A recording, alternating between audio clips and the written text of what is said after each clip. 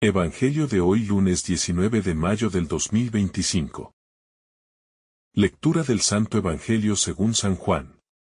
Capítulo 14, versículo 21 al 26.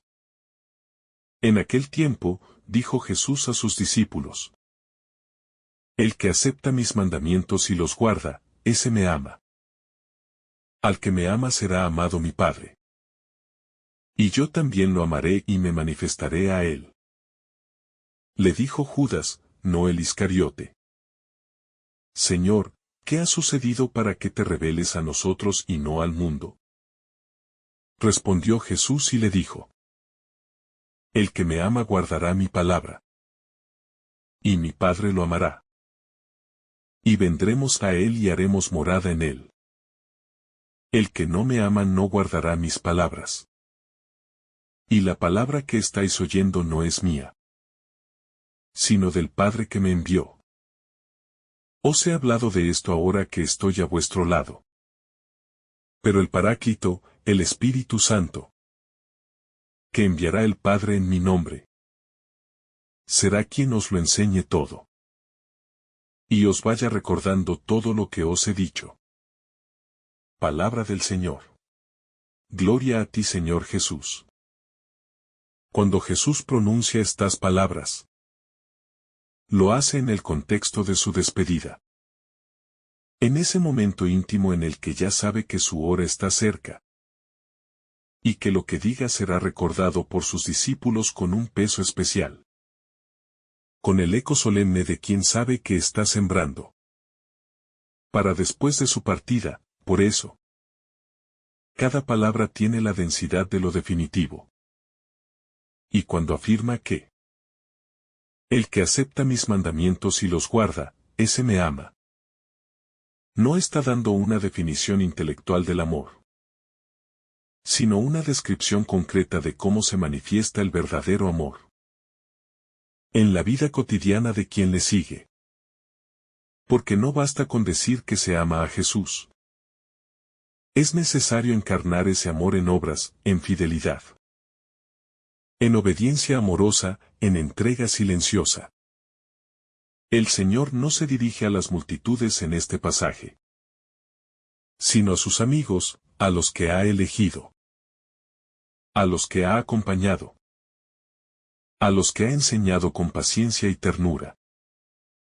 Y les revela que hay una promesa, que no depende de logros extraordinarios ni de capacidades especiales, sino de un corazón dispuesto a escuchar y cumplir su palabra. Porque ese corazón, aun en su fragilidad, es digno de acoger la visita de Dios mismo. Y no una visita pasajera, sino una morada permanente. Una presencia divina que transforma todo desde dentro. Y esa promesa, tan audaz, tan radical, solo puede comprenderse desde el misterio de la Trinidad, que actúa en la intimidad del alma. Cuando alguien ama verdaderamente a Jesús, el Padre mismo le ama. Y ese amor no es una emoción pasajera, sino una decisión divina de hacerse cercano, de manifestarse, de habitar. Y aquí Jesús anuncia que ese amor recíproco entre él, el Padre y el discípulo fiel, se traduce en una presencia activa, una manifestación concreta, una revelación que no es pública ni masiva, sino personal, silenciosa, íntima. Porque Dios no se impone, sino que se deja encontrar por los que le buscan con sinceridad. Y en esa búsqueda, lo que parecía distante se vuelve cercano. Lo que parecía inalcanzable se vuelve tierno y próximo. Judas, no el traidor, expresa una inquietud que muchos aún hoy comparten. ¿Por qué no se muestra Jesús al mundo de forma evidente, rotunda, indiscutible? ¿Por qué ese camino del amor y la obediencia como vía para encontrarle? Y la respuesta de Jesús desarma las expectativas de espectacularidad. Porque el mundo no entiende ni quiere ese tipo de revelación. Porque la lógica del Evangelio es contraria a la lógica de poder y éxito que el mundo espera. Y por eso, solo quien ama puede ver. Solo quien guarda la palabra puede comprender. Solo quien se abre a la voluntad de Dios puede acoger esa manifestación escondida y transformadora. Este pasaje nos obliga a revisar nuestras expectativas espirituales. A veces queremos signos externos, respuestas inmediatas, certezas absolutas. Pero Jesús nos lleva por un camino más profundo, más exigente, más verdadero. El de la fidelidad diaria, el del cumplimiento amoroso de su enseñanza. El del compromiso concreto con su palabra. Y desde allí, desde esa obediencia libre y generosa, florece la presencia de Dios en nosotros. No como un premio, sino como consecuencia natural del amor auténtico que ha echado raíces. Jesús insiste en la relación entre el amor y la palabra. Quien no guarda su palabra, no le ama, aunque lo diga con la boca. Porque la prueba del amor cristiano está en el seguimiento, en la escucha, en la transformación de la vida. Y eso nos exige salir del reduccionismo espiritual que separa fe y vida. Porque para Jesús no hay verdadera fe sin obediencia, ni verdadero amor sin compromiso. Y por eso, este texto no es solo consuelo, sino también llamada, exigencia. Interpelación a una vida coherente. La promesa de la morada del Padre y del Hijo en el corazón del creyente. Es de las afirmaciones más audaces del Evangelio.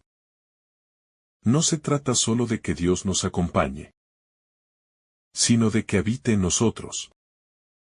De que haga su casa en el interior del alma. Y eso nos dignifica de una manera radical. Nos recuerda que estamos llamados a ser templos vivos. Espacios sagrados donde la Trinidad actúa. Y por eso, cuidar la vida interior. Cultivar el silencio, purificar el corazón. No son actos secundarios, sino esenciales para acoger esta presencia divina. El Espíritu Santo, llamado aquí el Paráclito, será enviado por el Padre en nombre de Jesús.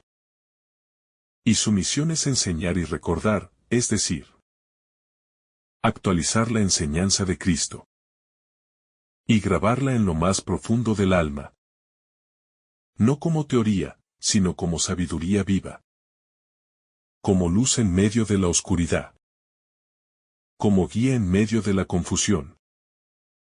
Y este envío del Espíritu confirma que el camino cristiano no depende de nuestras fuerzas, sino de la acción continua de Dios en nosotros, que no cesa de acompañarnos, iluminarnos y fortalecernos. Recordar lo que Jesús ha dicho no es repetirlo mecánicamente, sino descubrir lo nuevo. Redescubrir su sentido en cada etapa de la vida. Porque el Espíritu no impone, sino que sugiere, no grita, sino que susurra. No avasalla, sino que persuade, y por eso, quien quiere vivir en la presencia del Espíritu, necesita afinar el oído del corazón. Aprender a distinguir su voz entre tantas otras. Y esa escucha es fruto de la oración, de la humildad, de la disposición interior a dejarse guiar. La presencia del Espíritu es también consuelo. Porque sabe que la ausencia física de Jesús puede generar desorientación, tristeza, sensación de abandono. Pero esa ausencia es solo aparente.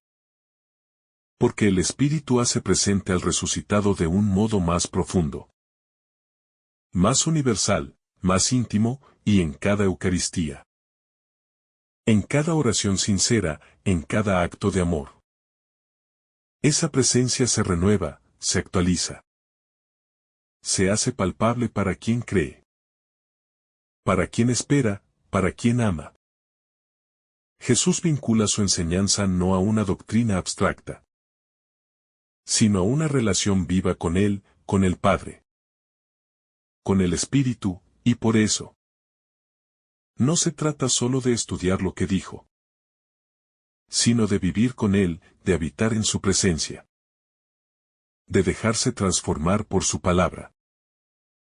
Y esa transformación no es instantánea ni mágica, sino progresiva, paciente, constante. Como el trabajo del alfarero que modela la arcilla con cuidado, sabiendo que el barro necesita tiempo para hacer forma. Este texto nos enseña que el cristianismo no es una religión de normas, sino de amor. No es un sistema de ideas, sino una comunión viva con Dios. Y por eso, las normas y las ideas solo tienen sentido si están al servicio de esa relación. Si ayudan a vivir ese amor. Si nos conducen a guardar su palabra con alegría. Con convicción, con perseverancia. Incluso en medio de la dificultad. Porque el que ama no se cansa de volver a intentarlo. No se rinde ante la debilidad. No se desespera ante las caídas. Sino que se levanta y sigue buscando el rostro amado. La morada divina no es un privilegio para unos pocos, sino una promesa abierta para todos los que quieren amar a Jesús. Y eso rompe toda lógica de exclusión. Porque nadie queda fuera de esta posibilidad. Ni el pecador arrepentido, ni el pobre de espíritu. Ni el que se siente débil. Ni el que ha caído muchas veces. Porque la condición no es la perfección, sino el amor que guarda la palabra. La fe que persiste. La humildad que se abre al perdón y a la transformación. Esta presencia de Dios en el alma no es estática, sino dinámica.